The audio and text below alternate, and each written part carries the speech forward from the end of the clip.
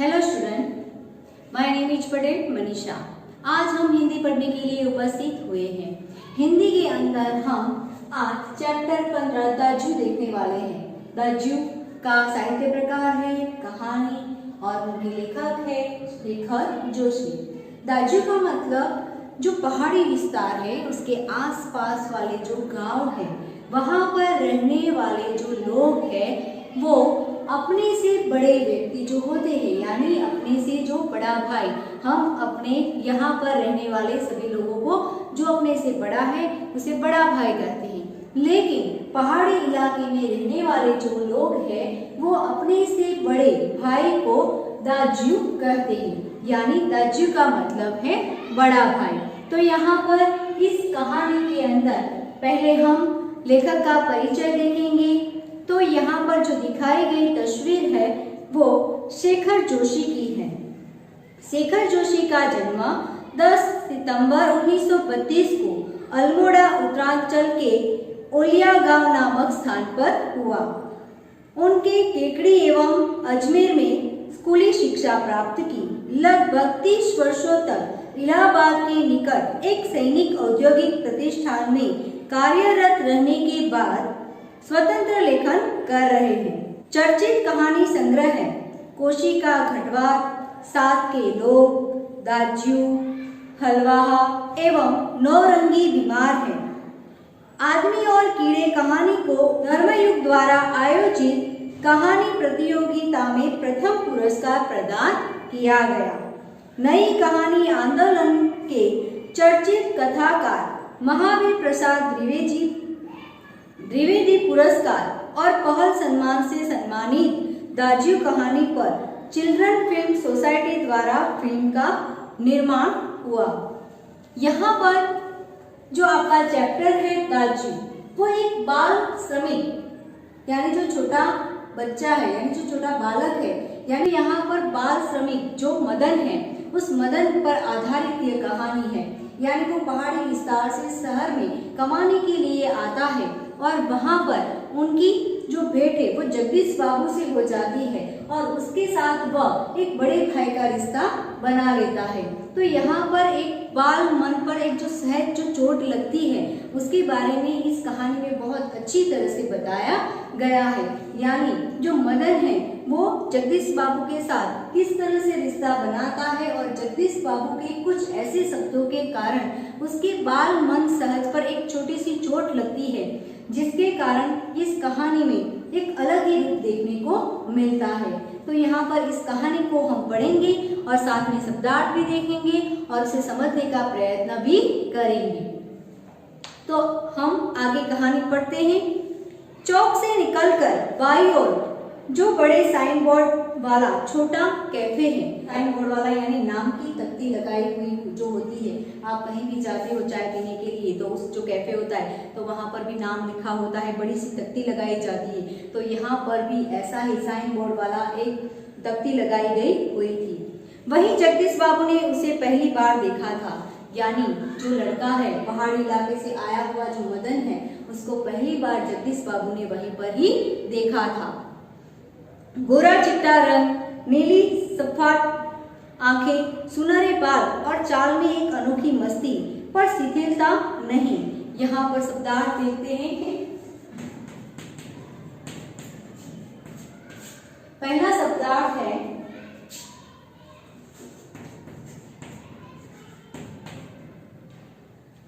सफा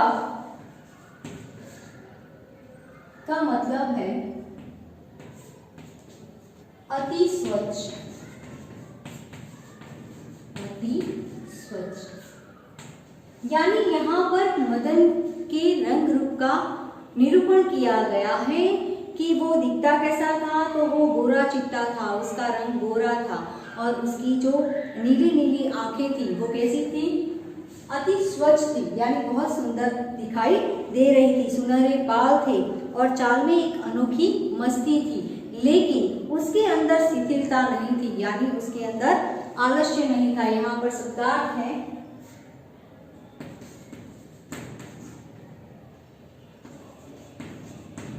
शिथिलता का मतलब है आलस्य।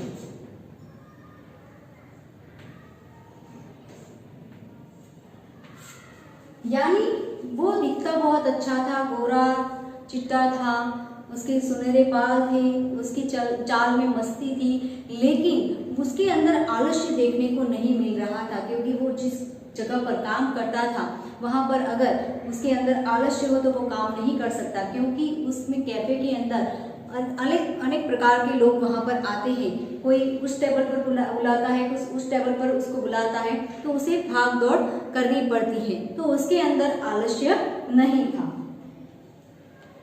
कमल के पत्ते पर फिसलती हुई पानी की बूंद की सी फुर्ती थी। यानी यहाँ पर जिस तरह से कमल के पत्ते पर जो कोई बूंद गिरती है और सर से नीचे आ जाती है, उसी तरह से ही उस मदन के अंदर स्फूर्ति देखने को मिलती थी। यानी उसको काम का इतना उत्साह था कि वो अच्छी तरह से कार्य कर रहा था। आंखें की चंचलता देखकर उसकी उम्र का अनुमान, यहाँ पर अनुमान का मतलब है, अनुमान का मतलब अंदाज। यानी यहाँ पर जो लेखक है, जो जगदीश बाबू है, यानी यहाँ पर लेखक का नाम तो है शेखर जोशी, लेकिन यहाँ पर जगदीश बाबू दिया गया है। तो जगदीश बाबू कहते हैं कि जब मैंने उसे देखा, यानी उसकी आंखों की चमक से तो ऐसा लग रहा था 9 या 10 वर्ष का ही होगा, यानी उसकी उम्र बहुत ज्यादा नहीं होगी। अब जली सिगरेट का एक लंबा कस खींचते हुए जगदीश बाबू ने कैफे में प्रवेश किया तो वह मेज पर से प्लेटें उठा रहा था, और जब वे पास ही कोने की टेबल पर बैठे तो वह सामने था।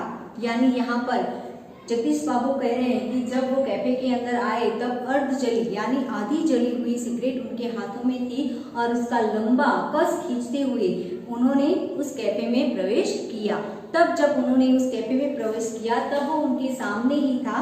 वो एक टेबल पर से प्लेटें उठा रहा था। जब वो सामने वाले टेबल पर बैठे तब भी मदन उनके सामने ही था, मानो घंटे से उनके उस स्थान पर आने वाले व्यक्ति की प्रतीक्षा कर रहा हो।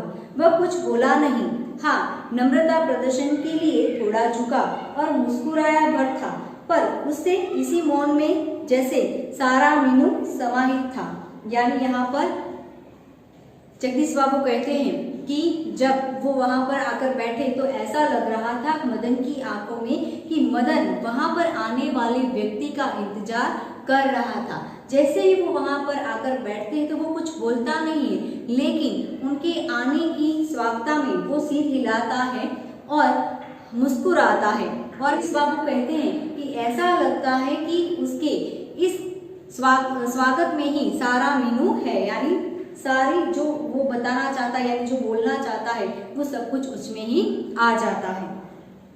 सिंगल चाय का ऑर्डर पाने पर वह एक बार पुनः मुस्कुराकर चल दिया और पलक झपकते ही चाय हाजिर। जब जगदीश बाबू ने सिंगल चाय यानी एक चाय का ऑर्डर दिया तब उसने पलक झपकते ही उनके सामने चाय हाजिर कर दी। मनुष्य की भावनाएं बड़ी विचित्र होती हैं। निर्जन एकांत स्थान में निसंग होने पर भी कभी कभी आदमी एकांकी अनुभव नहीं करता। यहाँ पर मनुष्य की भावनाएं बड़ी विचित्र होती है। यहाँ पर शब्दार्थ है निर्जन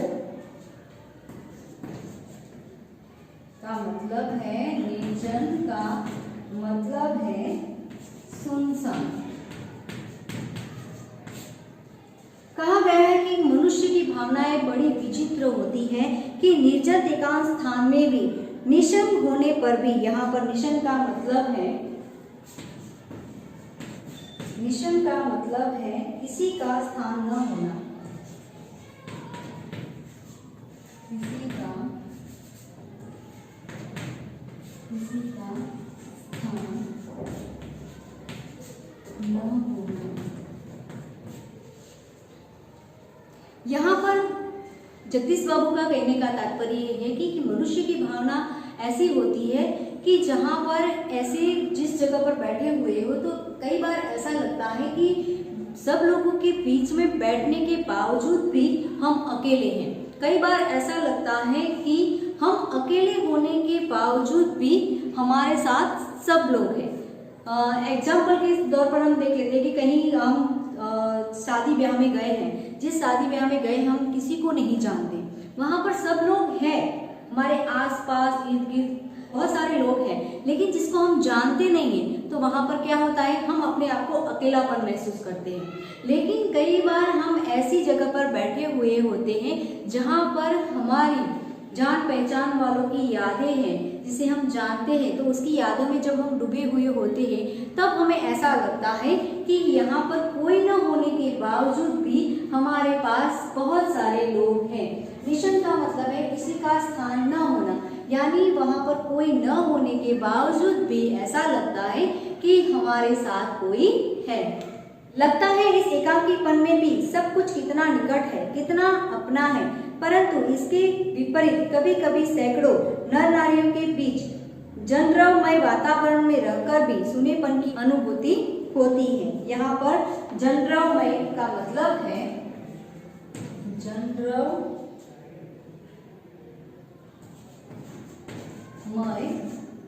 का मतलब है कोलाहलपूर्ण,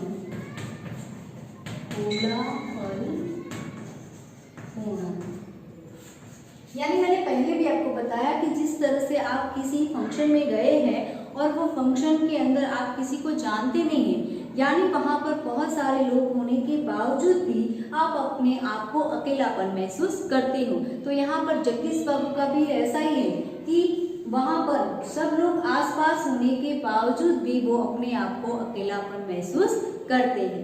लगता है जो कुछ है वह पराया है, कितना अपनत्वहीन, पर यह अकारण ही नहीं होता। इस एकाकीपन की अनुभूति इस अलगाव की जड़ें होती है, बिछो या विरक्ति की किसी कथा के मूल है। यहाँ पर विरक्ति का मतलब है उदासीनता, विरक्ति का मतलब है उदासीनता।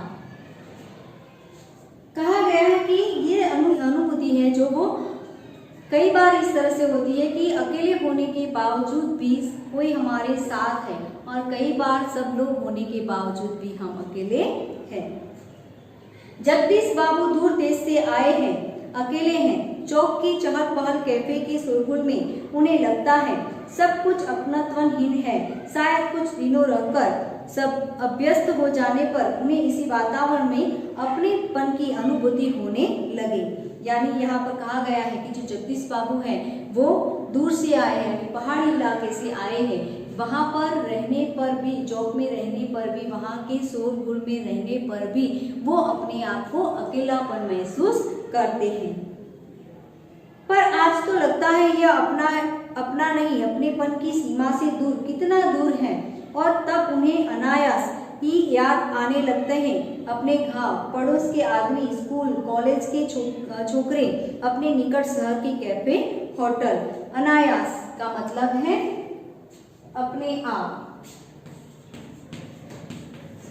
अनायास का मतलब है अपने आप। यानी यहाँ पर इस कहानी में कहना चाहते हैं कि जब जगदीश बाबू सबके पास रहने के बावजूद भी अकेलापन महसूस करते हैं, लेकिन जब मदन को वो देखते हैं तब उन्हें ऐसा लगता है कि यहाँ पर कोई अपना है। यानी मदन को देखते ही उन्हें लगता है कि वो उनकी ओर से, यानी जो जिस पहाड़ी इलाके से वो आए हैं, मदन भी वहाँ का ही है। चाय साहब, जगदीश बाबू ने रागदानी में सिगरेट झाड़ी। उन्हें लगा इन शब्दों की ध्वनि में वही कुछ है जिसकी रिक्तता उन्हें अनुभव हो रही है, और उन्होंने अपनी शंका का समाधान कर लिया। यहाँ पर शब्द है रिक्तता।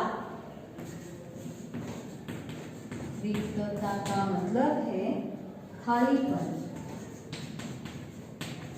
खालीपन। यानी जब जगदीश बाबू अपने गुजरे जमाने में चले जाते हैं, अपने गांव, वहाँ का पहाड़, इस सब में चले जाते हैं। कॉलेज, चाय पीने का जो कैफे है वहाँ उनको सब कुछ याद आ जाता है। वैसे में जब मदन उसे कहता है कि चाय साहब, तब उसकी ध्वनि यानी उसकी जो बोली है उसमें उसे उनको अपनेपन का महसूस होता है, और वो जो अपनेपन यानी जो खालीपन था उनका, उसमें कुछ अपना सा उनको दिखाई देता है। उनकी जो शंका है उस शंका का समाधान करने के लिए उन्होंने कुछ मदन को प्रश्न पूछे। क्या नाम है तुम्हारा? यहाँ पर उन्होंने मदन से प्रश्न पूछा कि तुम्हारा नाम क्या है। मदन यानी उस लड़के ने अपना नाम बताया कि मेरा नाम मदन है। अच्छा मदन, तुम कहाँ के रहने वाले हो? यहाँ पर कुछ ज्यादा जानने की इच्छा हुई, क्योंकि कई बार आपको पता चल जाता है, बोली से ही पता चल जाता है कि ये व्यक्ति किस तरफ का रहने वाला है। यहाँ पर भी जगदीश बाबू को जब मदन की आवाज़ सुनाई देती है तब उनको अपनी बचपन की यादें यानी जो उनका गांव है, वो जो छोड़कर आए हैं, वो सब कुछ याद आ जाता है। तो यहाँ पर वो कुछ ज़्यादा जानने के लिए ही वो मदन से पूछते हैं कि तुम कहाँ के रहने वाले हो? पहाड़ का हूँ बाबूजी, यानी उसने कहा कि पहाड़ी इलाके से रहने वाला हूँ। पहाड़ तो सैकड़ों है। यहाँ पर जगदीश बाबू कहते हैं पहाड़ तो सैकड़ों है। आबू, दार्जिलिंग, मसूरी, शिमला, अल्मोड़ा, तुम्हारा गांव किस पहाड़ में है? यानी जब मदन ने कहा कि मैं पहाड़ का रहने वाला हूँ, तब जगदीश बाबू ने कहा कि पहाड़ तो बहुत सारे हैं, जिस तरह से आबू, शिमला, तो तुम कहाँ के रहने वाले हो? तो जब जगदीश बाबू ने अल्मोड़ा कहा तब उसने कहा कि मैं अल्मोड़ा का रहने वाला हूँ। अल्मोड़ा में कौन सा गाँव है? विशेष जानने की गरज से जगदीश बाबू ने पूछा। यानी जगदीश बाबू जानना चाहते थे क्योंकि वह भी उस अल्मोड़ा पहाड़ के इलाके के ही थे। तब उन्होंने कुछ ज्यादा जानने की इच्छा करते हुए पूछा कि अल्मोड़ा में, लेकिन उसके आसपास वाला गांव तो होगा ना, तो तुम किस गांव के रहने वाले हो? तो आधी कहानी हमने पढ़ी है और दूसरी कहानी हम पार्ट 2 में देखेंगे। तो यहाँ पर पार्ट 1 में हमने देखा कि जहाँ पर जगदीश बाबू जो कैफे में जाते हैं चाय पीने के लिए, तो वहाँ पर उनका जो खालीपन है, उस खालीपन में उनको ऐसा लगता है कि मदन कुछ अपना सा उनको दिखाई देता है, और वहाँ पर मदन को वो प्रश्न पूछते हैं। यहाँ तक हमने देखा। अब नेक्स्ट वीडियो में हम आगे की जानकारी प्राप्त करेंगे। Thank you very much.